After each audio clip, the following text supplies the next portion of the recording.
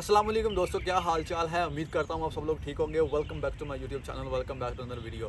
तो देख रहे हो मेरी एनर्जी ये सिर्फ आपकी रिस्पांस की वजह से है। तो आज की ये वीडियो थोड़ी सी हो रही है स्पेशल, क्योंकि आज मैं ही नहीं आप लोगों के साथ बातें करूँगा। आज मैंने इन्वाइट किया अपने बहुत ही एक प्यारे दोस्त को, जो आपके साथ शेयर करेगा अपनी लाइफ का एक्सपीरियंस। उसका चाइना में कैसे टाइम गुजरा है, उसने चाइना में क्या जॉब की है, कैसे पैसा कमाया, सब कुछ हम इस वीडियो में शेयर करेंगे। और आपने इस वीडियो को पूरा ज़रूर देखना है। अगर आपको वीडियो लंबी लग रही हो तो आपने इसकी स्पीड बढ़ा लेनी है, और लेकिन वीडियो को पूरा ज़रूर देखना है आपने।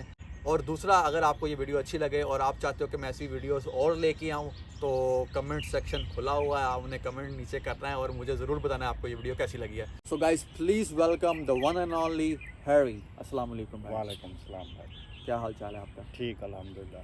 सर, फर्स्ट ऑफ़ ऑल बहुत बहुत शुक्रिया, आपने टाइम निकाला हमारे लिए। और सुनाएं। ठीक अल्हम्दुलिल्लाह। बस ये मैं कहूँगा कि इसमें टाइम निकालने, अगर हम वीडियो बना रहे हैं या आप इंटरव्यू कर रहे हैं तो किसी का फ़ायदा हो जाए, लाइक इंफॉर्मेटिव हो जाए किसी के लिए जो चाइना में हैं न्यू कमर्स या जो आना चाह रहे हैं, तो उनके लिए ये इंफॉर्मेटिव वीडियो होनी चाहिए। तो इसलिए मैंने आपको कोऑपरेट किया, तो इधर आ गया। Thank you so much, thank you so much. अच्छा भाई, अपना छोटा सा इंट्रोडक्शन। पाकिस्तान आप कहाँ से हैं और आप चाइना कब आए थे? फर्स्ट टाइम चाइना कब आए थे? मैं पाकिस्तान जनूबी पंजाब मुल्तान मुजफ्फरगढ़ वाली साइड से हूँ, और जो कि सराइकी खिता कहलाता है हमारा, वहाँ से हूँ। और चाइना में मैं 2017 में आया था, 17 में। ओके। और तब से मैं इधर ही हूँ। अच्छा, माशाल्लाह। अभी आपको ऑलमोस्ट 7 साल हो गए हैं चाइना में। अल्हम्दुलिल्लाह। माशाल्लाह। ब्रो, मेरा पहला क्वेश्चन ये है आपसे। मैं वो आपको नहीं पूछूंगा कि आप पैसे कितने कमा रहे हो, ये बाद की बातें हैं। लेकिन मैं आपसे ये पूछूंगा कि चाइना में जब आपने आना था, पहली जो आप मतलब कि आपके ज़हन में जो ये आया कि मैं चाइना जाऊँ, वो कौन सी ऐसी बात थी, वो कौन सा ऐसा टॉपिक था जो आपको चाइना ले आया, या वो कौन सी ऐसी मतलब कि फ़र्स्ट इन्फॉर्मेशन आपको कहाँ से मिली थी, और वो क्या इन्फॉर्मेशन थी चाइना के बारे में? हाँ, तो ये जो आप पूछ रहे हैं ना, तो मेरा जो स्टार्ट हुआ था ना, तो पहले मैं उधर जॉब करता था। टू बी ऑनेस्ट, हाँ, पाकिस्तान में मैं एक मेडिकल रैप होता है उसमें जॉब करता था जी। तो मेरा एक कज़न है, वो भी मेरी तरह मेडिकल रैप था। वो वहाँ से चाइना आया। तो साल के बाद जैसे छुट्टियाँ होती हैं सब जाते हैं, तो वो उधर चाइना से पाकिस्तान गया। तो उसने मुझे बताया कि ये ऐसे होता है, मतलब कि स्टडी वीज़े पे जो होती है पाकिस्तान, वो क्या कहते हैं, टंकी लगाते हैं। हाँ जी, हाँ जी। उस टाइप की मतलब कि कुछ गेम थी। सही है। तो मेरा वहाँ से माइंड पढ़ना शुरू हुआ। तो उन्होंने मेरी हेल्प की एडमिशन करवाने में, इधर ही इसी यूनिवर्सिटी में, ग्वांगशी यूनिवर्सिटी जो है इधर की जी। तो इधर ही मेरा हुआ था एडमिशन। अच्छा, तो आप, अच्छा ये बात अभी मुझे पता चली कि ये मेरे सीनियर भी हैं इस यूनिवर्सिटी में। अच्छा, तो आपका जो पहला वीज़ा था पाकिस्तान से लगा, वो स्टडी वीज़ा ही था? हाँ जी, हाँ जी। सही है। तो फर्स्ट ईयर आपने मतलब इधर लैंग्वेज पढ़ी थी? हाँ जी, बस फर्स्ट ईयर जो होता है पाकिस्तानी है। हाँ। जो वीज़ा लैंग्वेज का था, अच्छा। तो जिसमें से कुछ क्लासेस ली हैं, कुछ क्लासेस नहीं ली थी। तो मेन पर्पस था वो था जॉब करने। जॉब। दूसरा क्वेश्चन ये है मेरा कि आपने जब आप पाकिस्तान में जो चीज़ें आपको बताई गई थी चाइना के बारे में, और जब आप पाकिस्तान से पहली दफ़ा चाइना आए हो, आपके जो मतलब जो आपने सोचा हुआ था अपने दिन में कि यार चाइना ऐसा हो सकता है, चाइना ऐसा हो सकता है, तो बहुत से लोगों को चाइना के बारे में टोटली पता ही नहीं है, हमें अवेयरनेस ही नहीं है पाकिस्तान में। तो आपने चाइना को कैसा पाया, मतलब कि जैसा आपने सोचा था उससे कमतर पाया, या उससे मतलब कि बालातर पाया? जो हमारी, मैं आपको इमेजिनेशन होती है ना, जी जी। किसी भी पाकिस्तानी की, जो पाकिस्तान में बैठा है, वो चाइनीज़ के बारे में या यूरोपियन कंट्री, अमेरिकन कंट्री, उनके बारे में उनकी इमेजिनेशन ये होती है कि वो समझते हैं हम जाएंगे तो सब कुछ ओपन माहौल मिलेगा। सही है। नहीं, चाइना में जो है ना, वो यहाँ के लोग अपने कल्चर के साथ, अपने कंट्री के साथ बहुत लॉयल हैं। और अपना इनके कुछ हैं लिमिट्स, उन लिमिट्स में रह के आप इंजॉय भी कर सकते हो, आप पैसा भी कमा सकते हो। तो ये बात आपने बिल्कुल सही कही है कि लोगों को वहाँ पे ये सोच होता है कि जी, जो हमने मूवीज़ में मोस्टली देखा होता है या किसी वीडियोस में देखा होता है, ठीक है ना, या कोई व्लॉगर वीडियोस बना रहा है यूट्यूब पर, हमने वही चीज़ देखी होती है जो वो हमें दिखा रहे होते हैं, ठीक है, तो उससे हम गेस कर लेते हैं यार हाँ वहाँ पर ऐसा माहौल हो सकता है। अच्छा ब्रो, एक और मेरा क्वेश्चन है इसी के रिलेटेड कि जब हमारे पाकिस्तान में ना, हम पाकिस्तानी या इंडियन या बांग्लादेशी या नेपाल या श्रीलंकन या अफ़गानिस्तान में या जो भी हमारा जो है ना एशियन कंट्री में, जब हम चाइना का नाम सुनते हैं ना, तो हमारे जहन में सबसे पहले एक बात आती है जी, सांप खाते हैं, चूहे खाते हैं, ये फूड ऐसी है इनकी, मतलब कि ये थोड़ा सा ना इस तरह करते हैं। क्या आपने चाइना आने के बाद ये चीज़ें कभी देखी हैं, या कि आपको क्या लगता है कि चाइनीज़ सारे जो पूरा चाइना ही है वो सांप खाता है, चूहे खाता है, फ्रॉग खाता है? नहीं, ये बात गलत है, क्योंकि चाइना एक बहुत बड़ा कंट्री है। सही है। इसमें तकरीबन 36-37 प्रोविंसेस हैं सही और है। हर प्रोविंस का अपना एक कल्चर है। सही है। कुछ प्रोविंसेस ऐसे हैं जो कुछ चीज़ें खाते हैं, कुछ प्रोविंसेस हैं वो चीज़ें नहीं खाते, सही है। और उनको मतलब पता भी नहीं होता कि ये चीज़ खाई जाती है। सही है। ये हमारा जो है ना कि हम बात करते हैं कि कहते हैं कि सब कुछ खाते हैं, ये भी खा लिया, फ्रॉग खा लिया, सांप खा लिया, नहीं। हाँ, मिले हैं कुछ लोग वो खाते हैं, वो उनका कल्चर है। वो जिस तरह हम बड़े हुए हैं, हमें कुछ चीज़ें कराहत वाली लगती है, डिस्कस्टिंग लगती हैं, तो उनके लिए भी कुछ चीज़ें ऐसी हैं जो उनके लिए डिस्कस्टिंग है। ये नहीं कि वो हर चीज़ ही खा जाते हैं। अब यानी कि आपका कहने का मकसद ये है कि हर जो चाइनीज़ है ना वो ये सांप वगैरह नहीं खाते, ये उनका कल्चर नहीं है, ये सिर्फ हमने इंटरनेट पे जो शोशे देखे हुए हैं बस वही है। अच्छा, तो मेरा नेक्स्ट जो क्वेश्चन है ना आपके साथ वो ये है कि क्या आपने सोचा था कि आप चाइना आओगे और आप यहाँ पर आके अच्छे पैसे कमा लोगे, और जो आपने जितनी अमाउंट सोची हुई थी पाकिस्तान से, यानी कि आप सोचा होगा कि मैंने 2 लाख वहाँ पे सैलरी कमानी है, 2 लाख रुपया पाकिस्तान भेजना है, ठीक है, after 7 year, after almost 8 years, क्या वो चीज़ सच साबित हुई है आपके लिए? क्या जो शोशे आपको पाकिस्तान में बताए जाते हैं वहाँ पर जॉब्स करना बहुत ईजी है, जॉब्स मिल जाती हैं? और दूसरा इसके अंदर ही मेरा एक और क्वेश्चन है कि आज से 7-8 साल पहले यहाँ 2017 में जो चाइना था और आज के चाइना में क्या डिफरेंस है? ठीक है, आपने कितना पैसा यहाँ पर कमाया है और उसका तरीका क्या था? ठीक है, थोड़ा सा आप इसके बारे में हमें बताएं। हाँ, ये आपने अच्छा सवाल किया। मैं आपको ये बताता चलूँ, ये होता है कि आपको जो बंदा ऑलरेडी इधर हो ना चाइना में, वो पहले बताता है कि किस तरह चलना है। जो मेरे थे ना बड़े, जो इधर रहते थे, ठीक है, उन्होंने मेरे लिए फ़ायदा किया, मुझे जॉब ढूंढ के दी, मुझे मतलब कि वो जो मुश्किलात होती है ना प्रदेश वाली, वो मुश्किलात नहीं मिली। सही है। लेकिन जो कि लॉन्ग टर्म के लिए बेनिफिशियल नहीं थी। सही है। जैसा कि मैं इधर आया, अगर मैं कहता हूँ कि अगर कोई नया बंदा आ रहा है ना, तो उसको चाहिए कि वो अपनी स्टडी वीज़े पे आ रहा है, स्टडी वीज़े पे फोकस करे और स्टडी को अपनी कंप्लीट करे, डिग्री। उसके बाद पैसा भी बहुत है, जॉब्स भी बहुत हैं। और आपने दूसरा सवाल पूछा कि 2017 और अब का फ़र्क। 2017 में ये था कि इनको फॉरेनर्स चाहिए थे। सही है। ये वीज़े भी दे रहे थे, ये आपको एक खुला माहौल भी दे रहे थे, आप पैसा भी कमा सकते थे। और उस लिहाज से इनकी जो ये थी, क्या कहते हैं, लॉ, ये लॉ बहुत मतलब कि इतने स्ट्रिक्ट नहीं थे। अब और 2017 के चाइना में बहुत फ़र्क है। 2017 में 2020 तक आप जॉब कर सकते थे, इलीगल जॉब भी कर सकते थे, स्टूडेंट वीज़े पे भी जॉब कर सकते थे। ये नहीं है कि अभी बिल्कुल ख़त्म हो गया है, लेकिन अभी बिल्कुल सेफ नहीं है। सही है। और तीसरा सवाल आपने कहा कि जो जितना आपने सोचा हुआ था। हाँ, पैसा बेतहाशा है, जितना काम करोगे उतना पैसा मिलेगा। लेकिन should be a right way, not like you are going to take risk for your longer plans and for your future, because China is a sweet candy for everyone. Once you eat it, you wanna eat for entire life. That's true, bro. ये आपने बहुत अच्छी बात कही है कि जो China का लाइफस्टाइल है हमें यहाँ पर मिलता है, शायद वो किसी भी कंट्री में ना मिले। जैसा कि मोस्टली हम पाकिस्तानी जैसे कि हमारे जैसे ही होते हैं, हम मैट्रिक पास या अंडर ग्रेजुएट स्टूडेंट्स हैं, वो जो चल जाते हैं दुबई में या सऊदी अरबिया में या ऐसे कतर में, ऐसे मुल्क में जाते हैं ना, तो वो उनका लाइफस्टाइल एक ठीक है, वो मेहनत करते हैं, पैसा कमाते हैं, उनके पैसे में बहुत ज़्यादा बरकत है।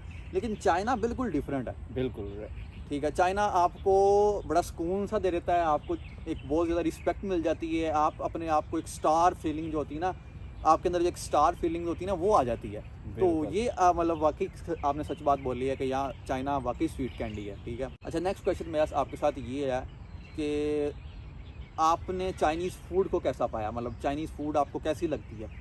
क्योंकि बहुत से लोग पाकिस्तान से जब आना चाहते हैं ना, तो उनके ज़हन में यही बात होती है कि जी वहाँ पर हलाल फूड मिलेगी या नहीं मिलेगी, वहाँ पर क्या नाम है, हमें कोई पाकिस्तानी रेस्टोरेंट या पाकिस्तानी फूड हम बना सकते हैं नहीं बना सकते। उनको पता ही नहीं है ये बातें कि यहाँ पर भी मार्केट्स होती हैं, यहाँ पर भी सब्जियाँ होती हैं, यहाँ पर भी आलू मटर वो गोभी होती है। ठीक है, उनको ये चीज़ें बातें नहीं पता। काइंडली इसके बारे में थोड़ा सा हमें बताएं। फूड के हवाले से फूड आपको ट्राई करना चाहिए आप, क्योंकि जो बंदा इधर आता है वो ऑलरेडी मैच्योर होता है। वो ये नहीं है कि कोई बच्चा बन के आता है, इधर बच्चा है, ठीक है, आप आए हो, आपको पता है हलाल कौन सा है, हराम कौन सा है। जब आप एक दफ़ा अपने चाइनीज़ दोस्त क्लासमेट को ये बता देते हैं कि मैंने नहीं खाना, ये चीज़ मुझे अलाउ नहीं है, आई एम अ मुस्लिम, तो वो रिस्पेक्ट करते हैं। मोस्टली जो चाइनीज़ पीपल हैं वो आपको ना ऐसी फूड ढूंढ के देते हैं जिसमें पोर्क ना हो या कुछ भी ऐसा जो हम नहीं खा सकते, लाइक फ्रॉग हो गया, टर्टल हो गया, ये चीज़ें वो आपको नहीं अलाउ करते कि आप खाएं, वो आपको पहले ही बता देते हैं। लेकिन जो मसला होता है, जो हमारे पाकिस्तानी आते हैं वो शुरू से ही ये माइंडसेट बना लेते हैं कि हमने खाना नहीं खाना। आपको मैं ये मशवरा देता चलूँ कि ये चाइनीज़ के लिए, चाइनीज़ ये भी समझते हैं कि जो बंदा हमारी फूड ट्राई नहीं कर रहा वो आपको मुंह पे नहीं कहेंगे, लेकिन उनके दिल में लगता है कि ये डिसरिस्पेक्टफुल है। क्योंकि आप अगर आए हो, यू शुड ट्राई एवरीथिंग, चाहे चीज़ जितनी भी है आप ट्राई करो, आप फूड खाओ, सब्जियां ही खा लो यार, सब्जियां भी बहुत इनकी अच्छी अच्छी फूड है, सब्जियां बनाते हैं जो मीट ना भी हो, तो सब्जियों में आपको बहुत सी डिशेस मिलती हैं जो आपको ट्राई करनी चाहिए, आपको खानी चाहिए। नूडल्स मिलते हैं, तो इसमें आई डोंट थिंक सो कि there should be any problem. अच्छा, इसके अलावा एक और बात मैं आपकी चाइना में जो चाइनीज़ फेवरेट फूड है वो कौन सी है, उसके आप नाम बता दो, हम उसको मेंशन भी कर देंगे कि वो लोग, आप अगर बोलो कि कोई बंदा नया आ रहा है या कोई चाइना में से हमारी कोई वीडियो देख रहा है तो उसको कौन सी फूड ट्राई करनी चाहिए। फॉर एग्जांपल आपको जो हम पाकिस्तानी के साथ टेस्ट मिलता है ना, वो मिलता है इधर कहते हैं फ्राइड राइस, छाओफन कहते हैं। फ्राइड राइस हो गए, फ्राइड नूडल्स हो गए, छाओमियन, और जिस तरह सी फूड हो गया, सी फूड आपको वैसे भी पता है कि हलाल है जी जी। उसमें आपको ये पाकिस्तान में जो होती है ना मेंटालिटी, क्योंकि हमें ये एजुकेशन है ही नहीं कि सी फूड हलाल है। जी। ये नहीं कि कुछ लोग कहते हैं कि ये श्रिम्प्स हम खा रहे होते हैं तो कहते हैं ये क्या खा रहे हो, कीड़े मकोड़े खा रहे हो, नहीं, वो हलाल है। जाके किसी अच्छे आलम से पता करें जी जी। तो आपको इस बारे में बताएगा। तो ये चीज़ें मेरी फेवरेट हैं जो मैं ट्राई करता रहता हूँ। अच्छा ब्रो, अभी नेक्स्ट जो मेरा आपसे क्वेश्चन है ना, वो थोड़ा सा आपकी पर्सनल लाइफ को लेके है। चाइना में आपका सबसे जो मतलब कि मज़ेदार खुशी वाला टाइम कौन सा था, जो मतलब आपने मतलब कहा कि यार this time I can never forget. For short time मेरा जो खुशी वाला टाइम था वो चाइना के पहले 2-3 साल थे, जो बंदा होता है एक्साइटमेंट में रहता है, ये भी किया वो भी किया, मतलब कि आप बच्चियों में भी चले जाते हो, आप बच्चियों के साथ भी मिलना उठना, ये चीज़ें हैं। ये शॉर्ट टाइम के लिए है आपकी इंजॉयमेंट। मैं भी कहूँगा कि मेरे लिए वो बेस्ट टाइम था। सही है। मेरे पास जॉब भी बहुत अच्छी थी, मतलब है अल्हम्दुलिल्लाह, अभी भी है, ये नहीं उस वक्त मतलब कि आपको मसला नहीं था, आपके साथ कोई प्रॉब्लम नहीं है, पैसा भी आ रहा है, आप दोस्तों के साथ उठ बैठ रहे हो, पर with the passage of time you learn many things.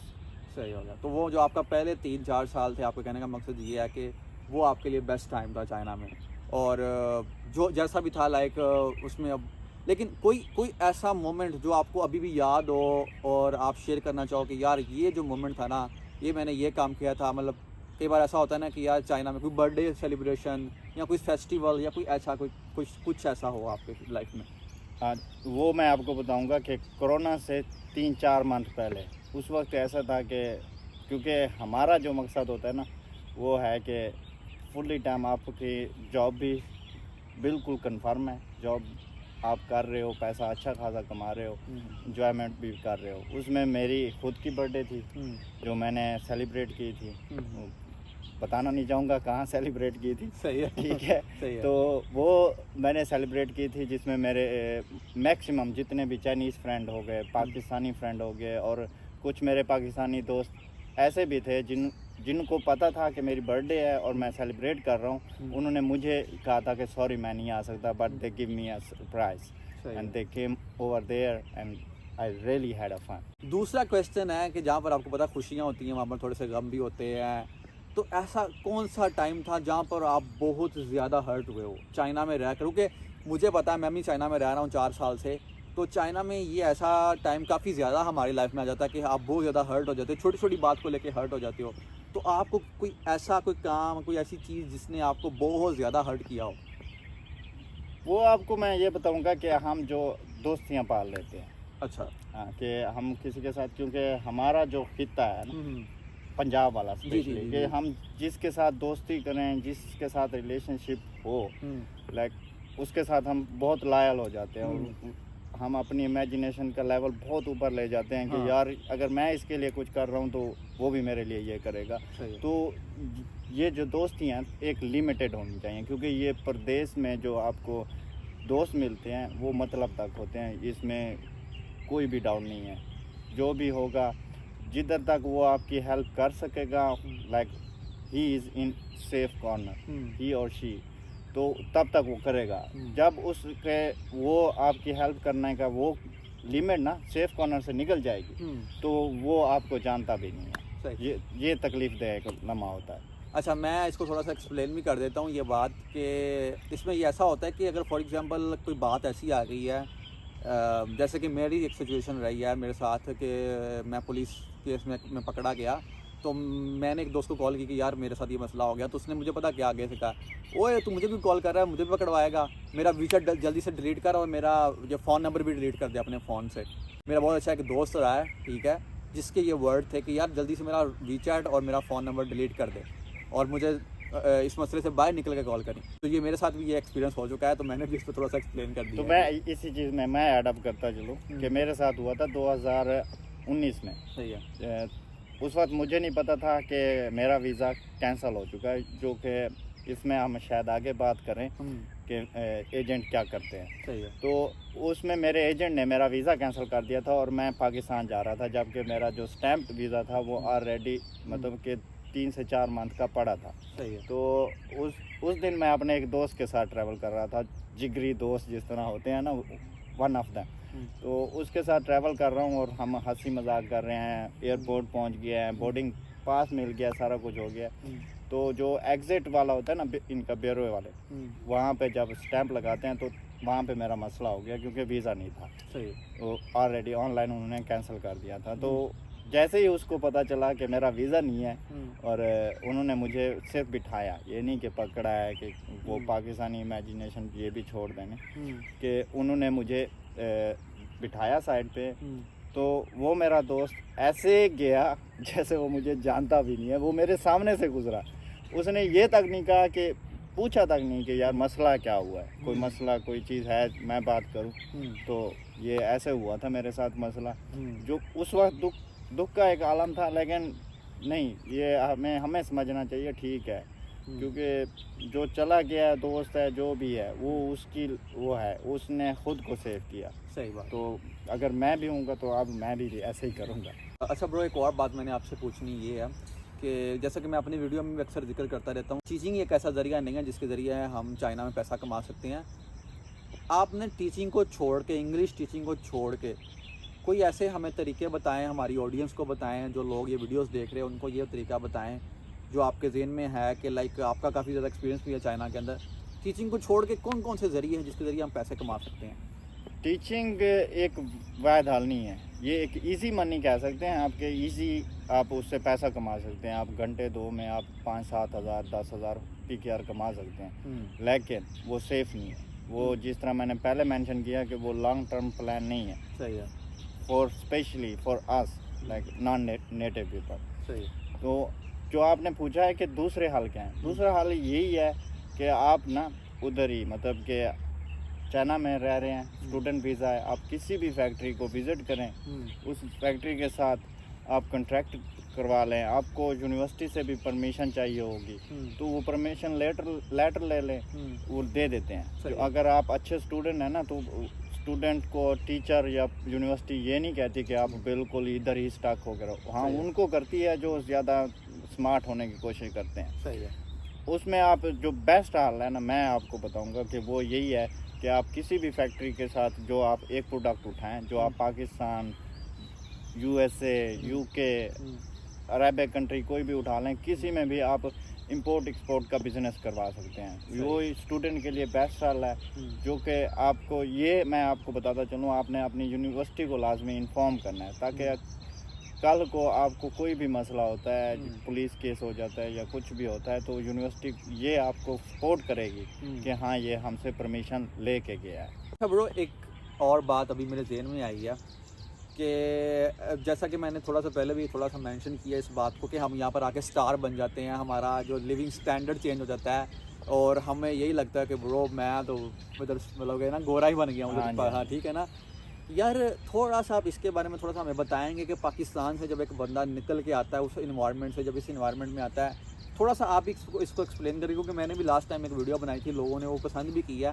कि मतलब कि जैसे उनका इन्वायरमेंट चेंज होता है और लोग यहाँ पर आकर कैसी कैसी यकीयाँ लगाते हैं, कैसी कैसी यहाँ पर हरकतें करते हैं, तो उसका थोड़ा सा हम पाकिस्तानी अवाम को, अभी जो पाकिस्तान में बैठी हुई है, उसको थोड़ा सा इन्फॉर्म कर दें, ताकि जब वो चाइना में आए वो इन चक्करों में ना पड़े और अपना टाइम वेस्ट ना करे। उसके बारे में थोड़ा सा आप बताएं हमें।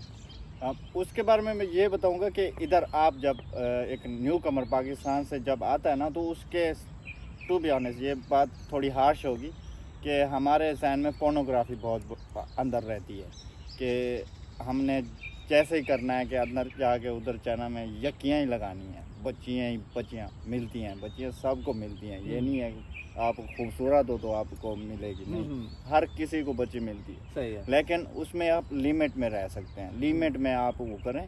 ये नहीं कि आप इनको जानवर समझें, इनकी बच्चियों को भी जानवर समझें या इन लोगों को ही जानवर, कोई इंसान ही ना समझें। हमारा इस्लाम भी यही सिखाता है कि आप एक हद तक रह सकते हैं, आप नाजायज़ किसी भी बंदे को भी हर्ट नहीं कर सकते। जी जी बिल्कुल। आप इधर आए हैं, आपका एक मोटिव होना चाहिए, आप एक मोटो पे आए हैं, उसी मोटो पे चलें। आप ये नहीं है कि आप इधर आए हैं तो आप ये यकियाँ लगाएंगे तो सारी ज़िंदगी यही यकियाँ चलेंगी, नहीं। ये बिल्कुल बिल्कुल। ये एक शॉर्ट टाइम होता है कि साल, 1.5-2 साल बाद आपकी ये चीज़ें ख़त्म हो जाती हैं। आपने अपने आप को अपनी एक स्ट्रेट लाइन में रखना है कि भाई मैंने ये मेरा मकसद है, मैं इस मकसद के साथ इधर आया हूँ और ये मैंने पूरा करना है, चाहे वो स्टडी है, जॉब है, कुछ भी है। और इन लोगों को भी इंसान समझें, स्पेशली लड़कियों को, क्योंकि आप ये नहीं है कि इस टिश्यू की तरह आप उस लड़की को यूज़ करें और फेंक दें। सही बात है। आप अगर नहीं वो कर सकते तो आप किसी को हर्ट ना करें, आप किसी का इतना यूज़ ना करें कि, क्योंकि ये कुदरत का निज़ाम है, बाद में आपको पे करना पड़ता है। हमारा अभी वीडियो काफ़ी लंबी हो रही है, हम इस इंटरव्यू को थोड़ा शॉर्ट करते हैं और इसका हम पार्ट 2 भी लेके आ सकते हैं। और इस वीडियो के एंड पर आप न्यू कमर हो या कोई बंदा पहले से चाइना में है, आप इस वीडियो के ज़रिए क्या मैसेज देना चाहोगे? एक लास्ट आप अपना मैसेज रिकॉर्ड कर सकते हैं अभी मैं यही कहूँगा कि मैसेज तो हमारी पूरी वीडियो ही मैसेज है सब के लिए। जो न्यू कमर हैं, जो पहले रह रहे हैं, वो उनको मुझसे ज़्यादा पता होगा, लेकिन जो न्यू कमर है, मैं उनको फिर एक बार कहूँगा कि आप ये ना भूलें आप मुस्लिम हैं, आप ये ना भूलें ये लोग भी इंसान हैं। आप पैसा भी कमा सकते हैं, आप हलाल फूड भी खा सकते हैं यहाँ पे, आप बिला झिझक इधर आएँ, इंजॉय करें अपनी लाइफ को, लेकिन उसकी एक जायज़ हदूद हो। जायज़ हदूद में रह के आप इस्लाम के दायरे में रह के आप हर चीज़ कर सकते हैं। यहाँ पे आप इनके कल्चर को एंजॉय करें, न्यू चीज़ें, सिटी है, इनका जो सारा इंफ्रास्ट्रक्चर है, सब को एंजॉय करें। आप बस एक ज़हन में रखें कि आप मुसलमान हैं और आपने एक दिन मरना है। सही बात। Thank you so much bro, thank you so much. तो गाइस इसी के साथ ही आज की वीडियो करते हैं ख़त्म और इंशाल्लाह फिर मिलते हैं आपको नई वीडियो के साथ। तब तक के लिए अल्लाह हाफिज़।